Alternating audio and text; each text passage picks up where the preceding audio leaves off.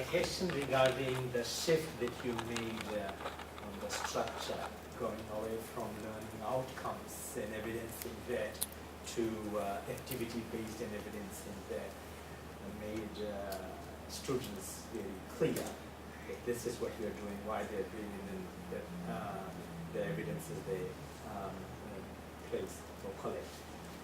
But behind the scene, you're still maintaining that structure, that all those activities are aligned with the learning outcomes. It's just that the students are not viewing that we are meeting learning outcomes. Absolutely, yeah. So in terms of the curriculum mapping that's gone on, that direct connection between the activities that they're doing in each year and each placement meeting the learning outcomes of the course is still there from the school point of view, but mapping the content and the structure of the system explicitly to that from the student point of view was something that they rejected. So that's still happening from a school point of view, absolutely. But the fact that they're recognised around activities and placements and their timetable is something that, just from the point of view of understanding where they go and where they put things, has worked from the student point of view. But absolutely, we've still got all that in the background from a school point of view to prove that those learning outcomes are being met, yes. But at some stage during their learning journey, are they exposed to these are the learning outcomes you are achieving? Yes, so different guidance is produced for the students around that. We don't give them a list of things because then that's all they learn. But they're given the overview of the curriculum at different stages during the course to understand what they're learning and why they're learning it, yeah, absolutely. But we try and keep it separate from the structure of the portfolio, just from a practical point of view. Yeah. I have more of a sort of a university question, and I'm not sure who can answer me, but you know, what you've spoken about today clearly had took you a lot of time, you needed help to do that, and certainly knowing, you know, with what we were doing in the way of learning technologies, Ganesh and his team are usually quite overwhelmed with work, particularly in a time of year like this. I'm just wondering what sort of support can be offered if we wanted to, you know, undertake something like that.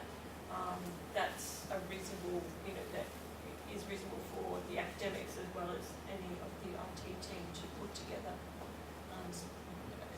Do we have a team of people that are going to work? Someone specifically sitting right down the end here, Robert. Yeah. Robert. So I'm part of Ganesh's team, Yeah. and I've been sort of flagged as a person to lead on PebblePad projects. So probably the first thing to do is for us to talk. I've already worked with some people here already, but we'll take it from there. Sometimes there's little pockets of money. Be fair, they've put in some project time to. Well, certainly, Robert's done a lot of work and helped me, but then there's just to, I suppose, speed up that process and to do some of the work in developing, you know, even time to talk to academics to develop the workbooks and things. So, sorry. In other faculties in the university, they've actually hired a consultant to do some development work because they recognize, as you said, that the learning and teaching team, their learning and teaching team didn't have capacity. So I'm not asserting capacity in terms of time. I'm not asserting that that's not the case for health, but in terms of looking at little pockets of money and types of things. So there are ways that you can enhance what is already happening, but again, that's going to see, the unit has to see it as a priority.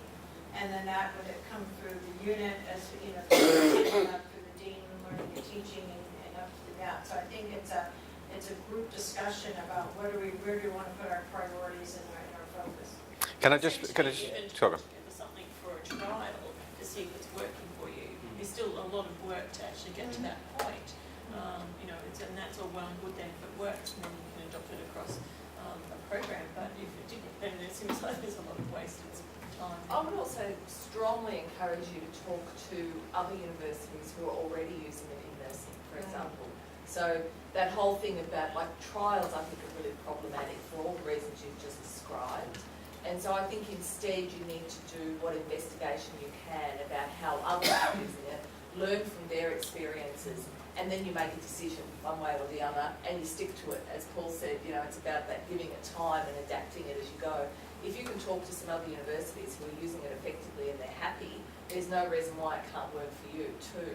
And so it perhaps gives you some confidence then to make that time commitment to it. And So also other I think that's schools. really important. Other schools within the uni. Yeah, too, like absolutely. some are a bit more progressed than Yes. the views within health. Definitely, That's a yes. great idea. Both internally and externally, yeah. And I can certainly help with contacts in terms of nursing, for example, And of areas who have been using it for many years now already.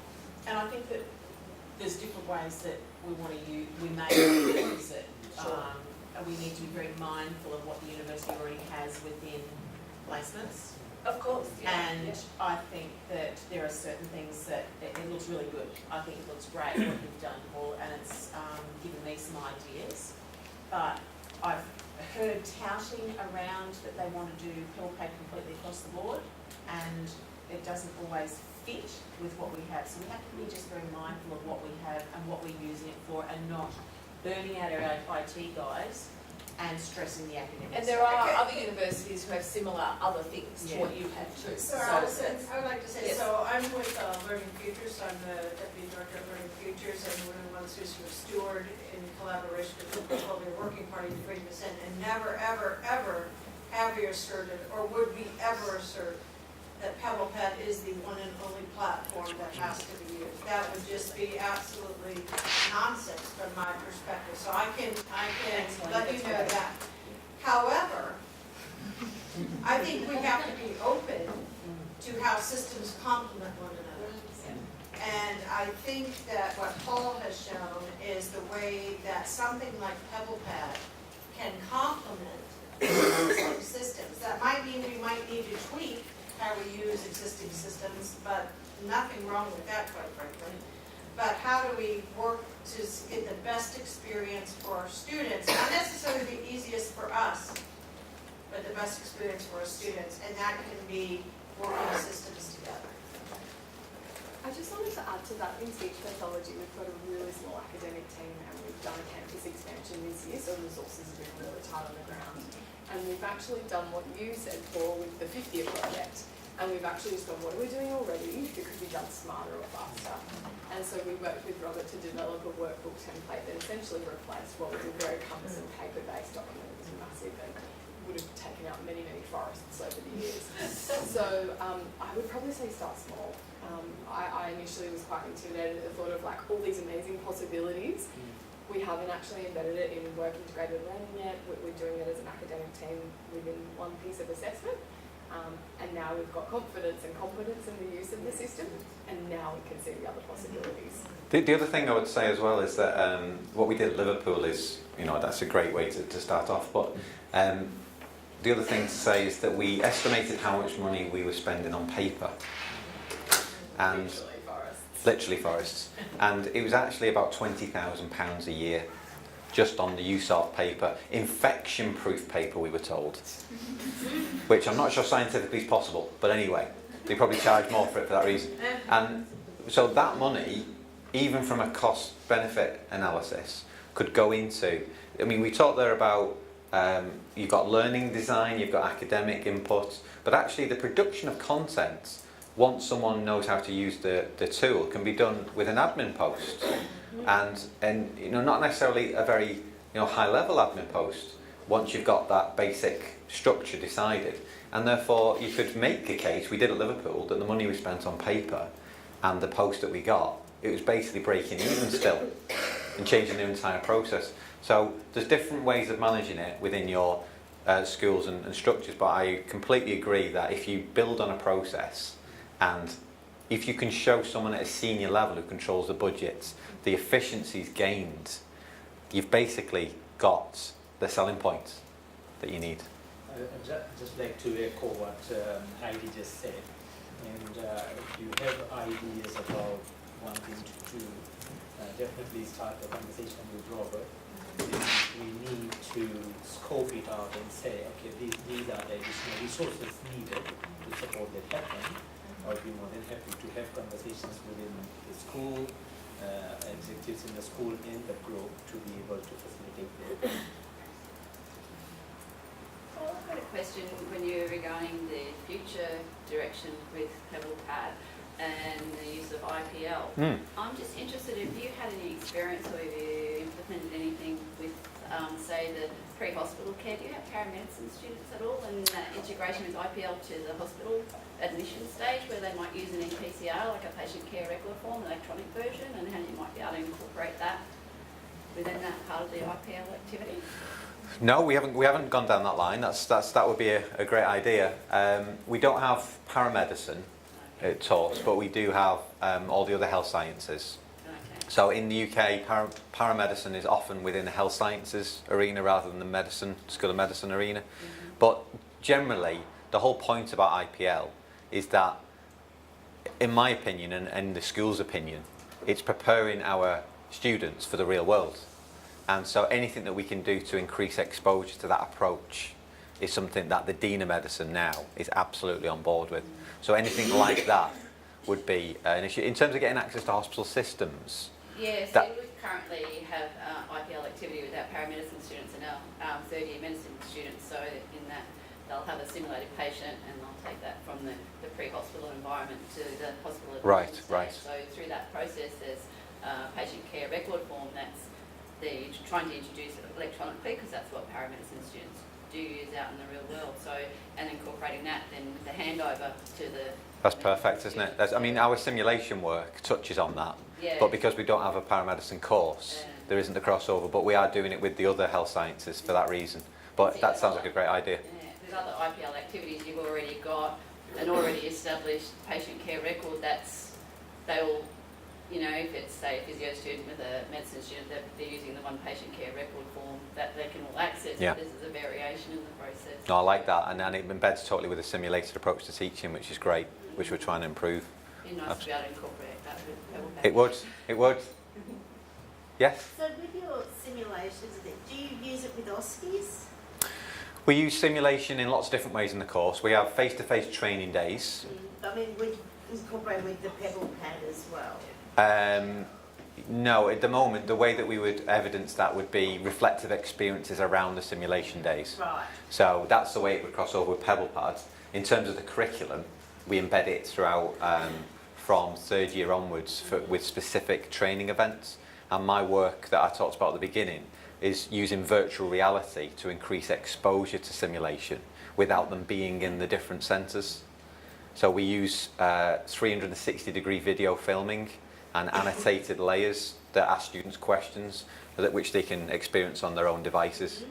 So that's what we're starting to do. I'm just wondering, do you think there's any capacity, because at the moment we're using iPad technology to do the assessments Yes. for OSCEs? Yeah. Is there any way that you could incorporate something like that, where the assessors are doing electronic assessments? Yes, and then absolutely. upload that into individuals? I think Alison's got something to say about that. So University of Sunshine Coast are doing exactly that, in paramedicine actually rather than medicine. Yeah. And so they're using PebblePad, feedback templates, iPads, and the assessors are coming in and just doing the assessment directly into PebblePad. Yep. That gets uploaded both to the Atlas space but also to the students' account, so they get their feedback directly, and it works really nicely. Fantastic. Yeah, so there's already a working example of that. Yeah. Could I just say also, just in terms of the types of things you're talking about, those simulation ideas, workbooks can be great for facilitating those sorts of activities, because you can time release extra pages, so you can sort of set up a scenario that as the students work on a bit of it, you then introduce the next bit and they work on that and so that's one of the nice things with workbooks, is that you can add to them even once the students have started, so you can build up a scenario over time. Thank you. Cheers. Is that, Robert, yes? Well, I know that most of your work is with the School of Medicine, but are you aware of, and can you tell us of how PebblePad's being used elsewhere in University of Liverpool, health? Yeah. Yeah, so basically across the health sciences region, dentistry are definitely using it. Health sciences themselves, which is probably across courses like physiotherapy, maybe departmental practitioners, theatre technicians, those areas, those courses. What's it called? Optometry? Is that right? Is that the way of saying it? And Across other parts of the university, the modern foreign languages are using it for the year abroad as a way of collecting evidence of what's happening, the same type of concepts. Engineering is starting to use it for the vocational course again. Other pockets, chemistry are using it, and a lot of the use is the same, which is about having a ongoing reflective approach to their experiences. So in those courses, obviously they've all got their different requirements, and some are modular, which is different from medicine straight away. So the structure of their workbooks might be based around specific elements of their curriculum and modules, and then being assessed on those grounds. But most of them are being used, most of them are using the platform to establish this more continuous approach to assessment, rather than one-off snapshots that they might get in an exam or an end of module test and so on. It's to have that programmatic overview, and PebblePad's being used in all those courses for that reason. Some of them are using the offline side, but not that many at the moment, simply because they've not got to that point yet, and they've looked at medicine and they've been happy for us to be the guinea pigs with that, and they're just about to start using that in some of those courses. But really that's the heart of what the other disciplines are using it for, that ongoing assessment approach. Okay, well, we've reached our time, so perhaps we just thank Paul again.